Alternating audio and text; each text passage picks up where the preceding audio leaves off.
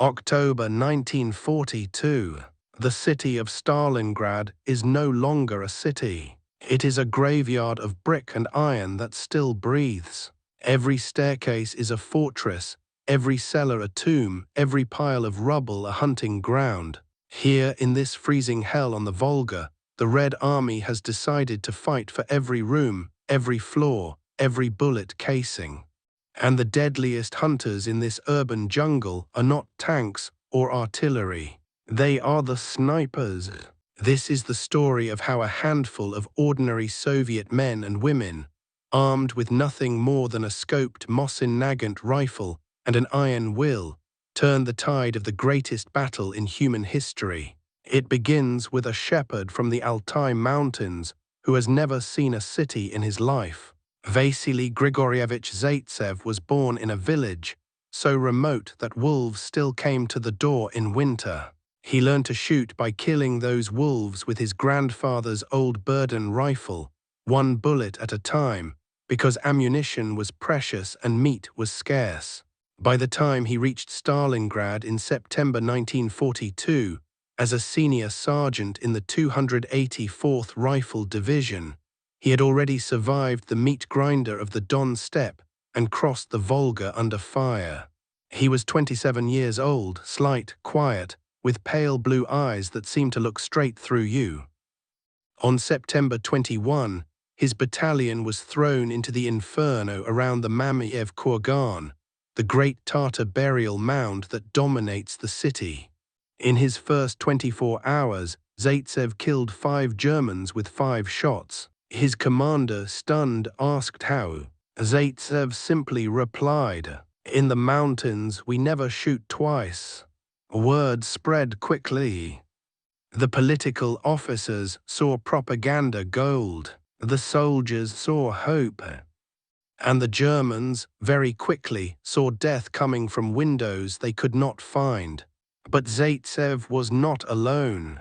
Across the shattered factories and apartment blocks, other snipers were emerging.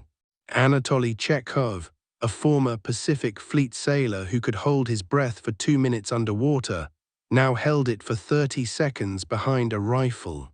Nina Lobkovskaya, a 19-year-old student from Moscow who had never fired a gun before the war. Vladimir Salbiev, an Ossetian hunter whose people had been killing game in the Caucasus for centuries. And dozens more, men and women whose names would be whispered like legends in the cellars of Stalingrad. The Red Army had always trained snipers, but never on this scale. In the desperate summer of 1942, as the Germans closed on the Volga, a crash course was created. The best shots from every division were pulled out of the line and sent to a makeshift school in the ruins of the Red October factory. There, under the guidance of veterans like Zaitsev, they learned the art of the sniper war. Never fire from the same place twice. Never silhouette against the sky. Use the rubble like a leopard uses grass. Make the enemy afraid to raise his head. By October, more than 400 trained snipers were operating in the Soviet 62nd Army sector alone. They worked in pairs, shooter and spotter. They moved only at night, crawling through sewer pipes and collapsed buildings. They wrapped their rifles in rags to hide the glint of metal. They froze for hours in snow-filled craters, waiting for a German helmet to appear for half a second. And they killed. Between October 1942 and February 1943, Soviet snipers in Stalingrad officially claimed over 6,000 confirmed kills. The real number was almost certainly higher. The hill changes hands 16 times in 2 weeks. Dead bodies freeze where they fall, stacked like sandbags. Zaitsev and his spotter, Nikolai Kulikov, operate from a burned-out tank hull half buried in the slope. For 3 days they watch a German machine gun nest that has pinned down an entire company. On the 4th day, as the sun drops behind the Volga, a German officer stands up to light a cigarette.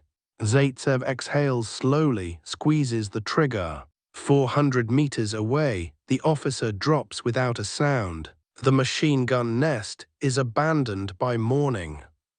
But the Germans adapt quickly.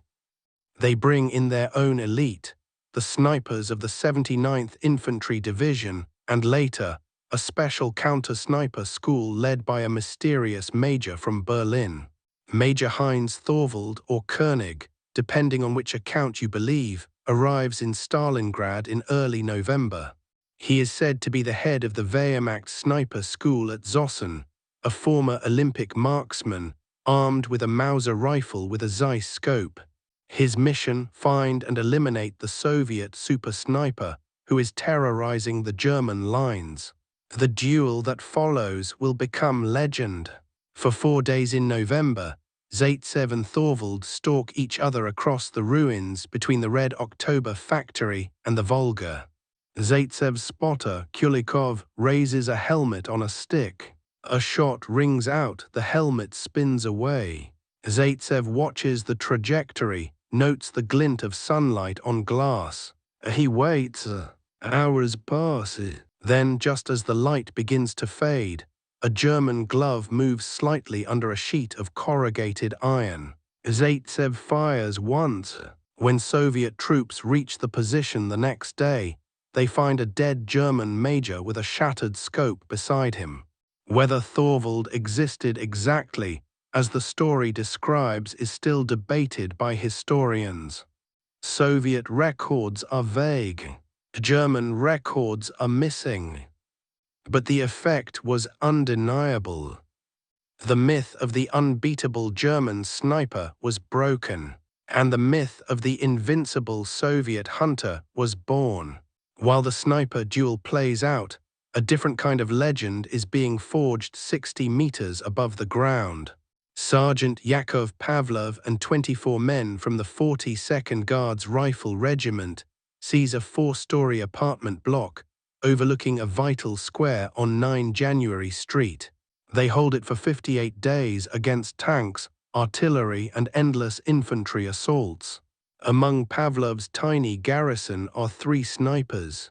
Private Ivan Petrovin, who keeps a tally of kills scratched into the wall of the attic. Medical instructor Maria Ulyanova, who drags wounded under fire by day and picks off Germans by night. And a quiet teenager named Viktor Medvedev, who never speaks of the 237 men he kills from the same third-floor window. The Germans mark the building on their maps as Die Festung, the fortress. They throw everything at it: Stukas, flamethrowers, 150 guns firing point blank. The building burns, collapses in places, but never falls. Every time the Germans mass for an assault, a single shot rings out and the attack falters before it begins. Pavlov later says, "We fought with rifles, grenades, and bayonets, but the snipers, they fought with fear."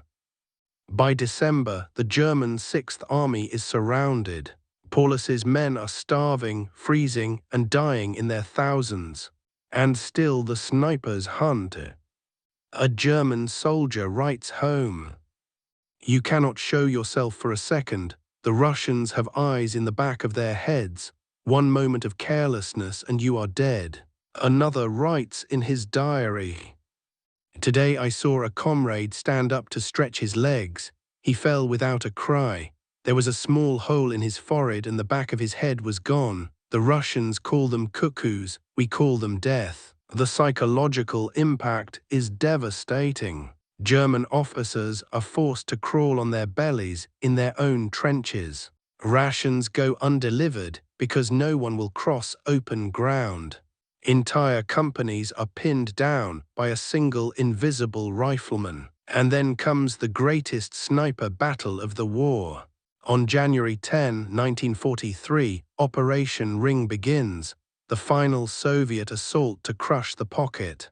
In the ruins of the Barricadi factory, a young woman named Lyudmila Pavlichenko, already famous as the most successful female sniper in history, with 309 confirmed kills, arrives to train a new generation for the final push. But the real heroes now are the hundreds of nameless shooters who have turned Stalingrad into the most dangerous city on Earth. As the ring tightens, the snipers move forward with the infantry, picking off officers, machine gunners, anyone who tries to organize resistance. They fire from sewer pipes, from the ribs of destroyed tanks, from the frozen bodies of the dead. On January 31, 1943, Field Marshal Friedrich Paulus surrenders in the basement of the Univermag department store. Among the Soviet officers who accept his pistol is a quiet sniper captain who says nothing, just looks at the broken German with pale blue eyes. Vasily Zaitsev survives the war. He will be wounded, blinded temporarily, restored to sight by a famous professor in Moscow, and live until 1991. He never boasts. When asked how many Germans he killed, he always says the same thing: "I did my duty." But in Stalingrad, duty meant turning an army to rubble, one shot at a time. And the city itself, what was left of it, would never forget. The snipers of Stalingrad did not win the battle alone. But without them, the battle might never have been won at all. November 1942. Deep inside the half-collapsed workshop of the Lazar chemical plant, on the west bank of the Volga, a school is in session. There are no desks, no blackboards, only shattered machinery and the constant drip of melting snow from the roof. The pupils are 25 young men and women who have been pulled from the front line because someone noticed they could hit a helmet at 300 meters. The teacher is a man who has not slept properly in 2 months and whose hands are black from gun oil and frostbite. They call it the Central School for Sniper Training of the Stalingrad Front. In reality, it is a crucible. The commandant is Senior Lieutenant Vasily Zaitsev. He stands on an overturned crate, voice hoarse from shouting over artillery, and tells his students the first rule. Here you will learn to kill a man the way you once killed a rabbit, quietly, cleanly, without hate. Hate makes your hands shake. Every morning at 04:00, they crawl out into the ruins for live fire exercises. The targets are not paper silhouettes. They are German corpses propped up in the snow, because paper does not teach you how a human head moves when it is trying to stay alive. The curriculum is brutal and simple. How to breathe so your rifle does not rise a millimeter when you pull the trigger. How to disappear inside a pile of bricks that every German patrol has walked past 100 times. How to wait 8 hours without moving a muscle while your toes turn black with frostbite. How to read the wind that whistles between ruined buildings and changes direction 3 times in 50 meters.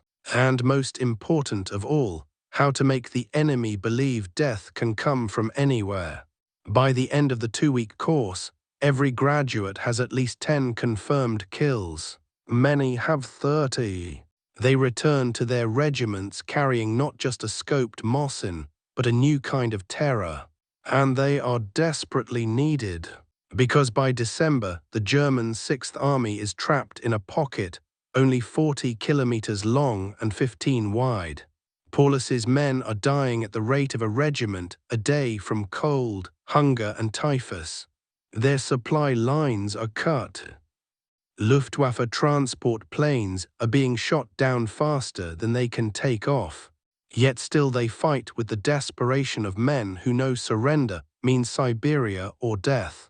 In this frozen cauldron, the snipers become the surgeons of the battlefield. A 19-year-old girl named Rosa Shanina. She will not arrive in Stalingrad until later, but her story begins here in spirit. Watches through her PU scope as a German column tries to evacuate wounded across open ground. She is hidden inside the cab of a burned-out Stalinets tractor, wrapped in a white bedsheet stolen from a ruined hospital. Her spotter, a former teacher named Sasha Morozov, whispers ranges and wind. Rosa fires once every 45 seconds.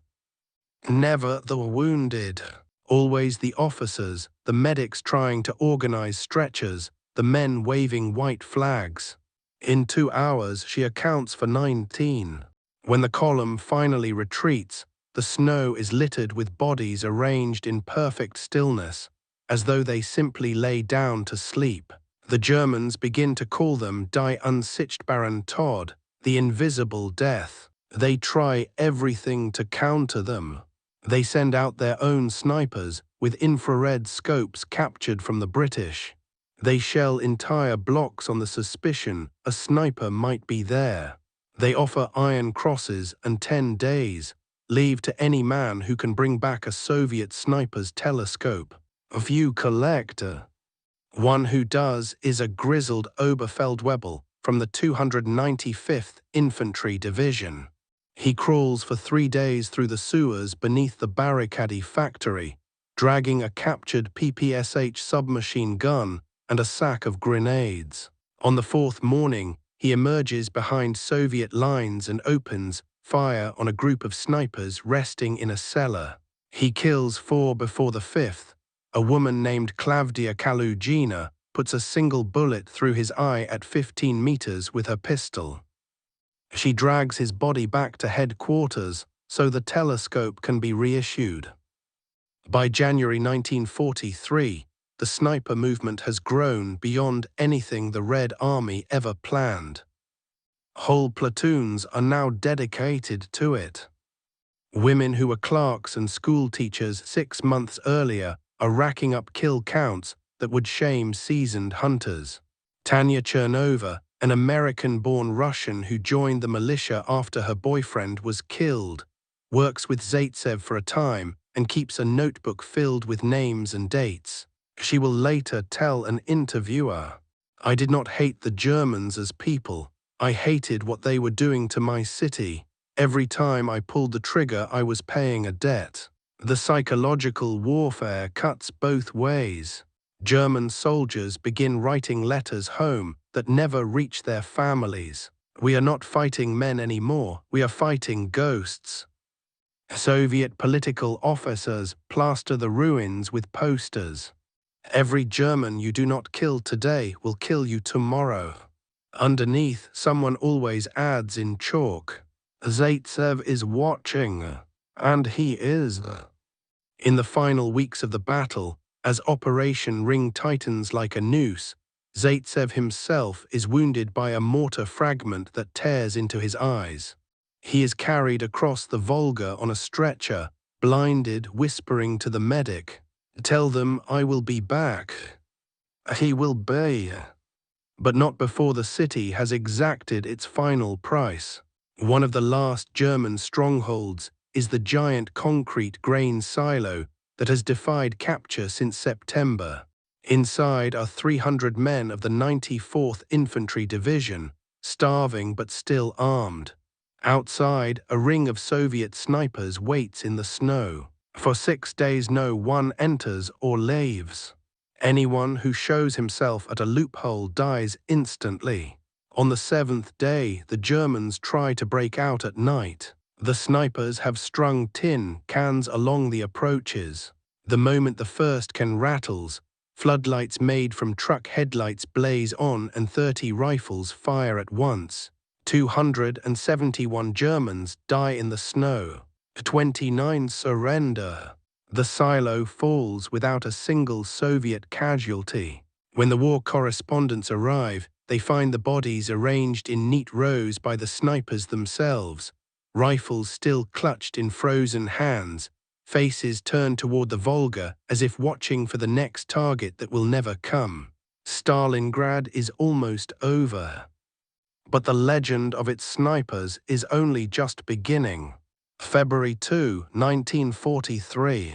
The last shot is fired in Stalingrad at 17 hours. A lone Soviet sniper on the roof of the ruined Univermag department store watches through his scope as a final column of grey-coated prisoners shuffles south, heads bowed, frost on their beards. He lowers the rifle, rubs snow from his eyes, and realizes he cannot remember the last time he slept without dreaming of crosshairs. The official Soviet tally will eventually read 1,129,619 Red Army personnel engaged, 47,000 dead from sniper fire alone. On the German side, 91,000 taken prisoner, including 24 generals and one field marshal. Of those 91,000, fewer than 6,000 will ever see Germany again. But the numbers that matter most are smaller, more human.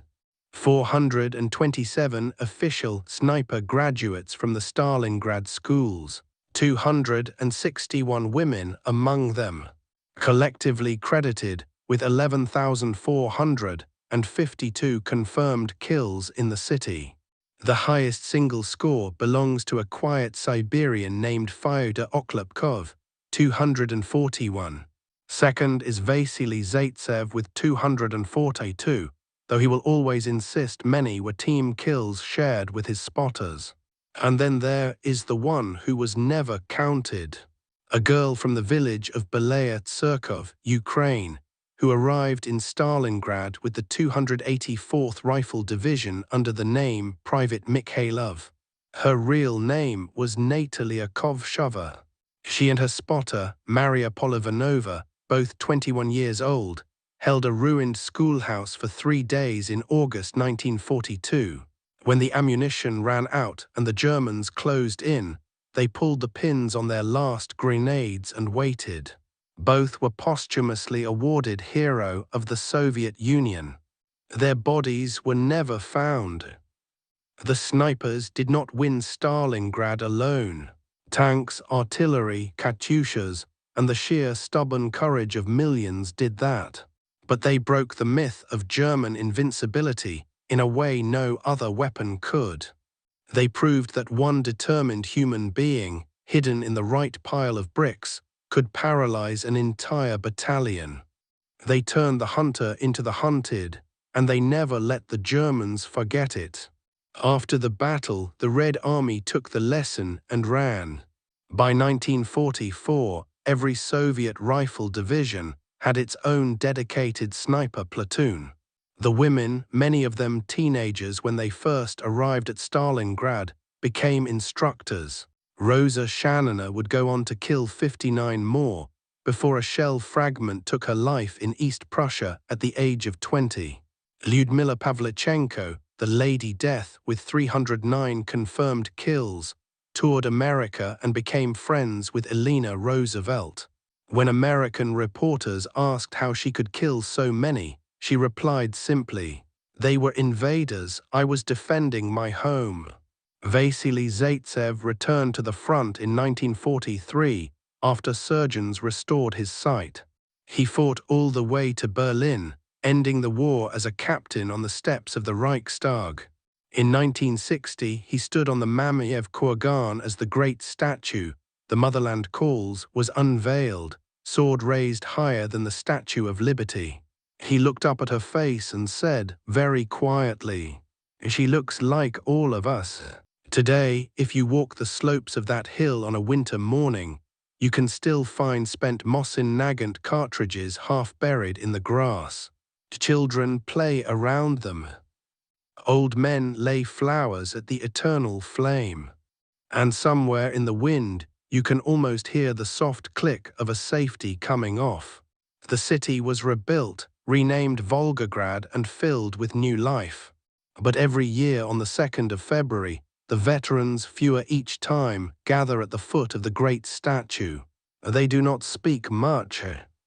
They simply stand in silence, scarves pulled tight against the cold, remembering the winter when death wore a white camouflage cloak and carried a 3-line rifle.